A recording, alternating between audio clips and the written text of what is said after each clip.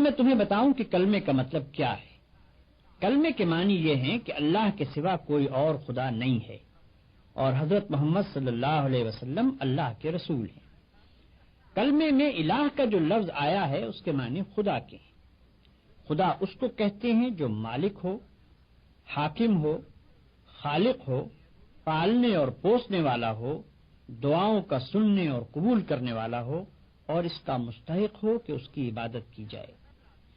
اب جو تم نے لا الہ الا اللہ کہا تو اس کے معنی یہ ہوئے کہ اول تو تم نے یہ اقرار کیا کہ یہ دنیا نہ تو بے خدا کے بنی ہے اور نہ ایسا ہی ہے کہ اس کے بہت سے خدا ہوں، بلکہ دراصل اس کا خدا ہے اور وہ خدا ایک ہی ہے، اور اس ایک ذات کے سوا خدائی کسی کی نہیں ہے۔ دوسری بات جس کا تم نے کلمہ پڑھتے ہی اقرار کیا وہ یہ ہے کہ وہی ایک خدا تمہارے اور سارے جہان کا مالک ہے۔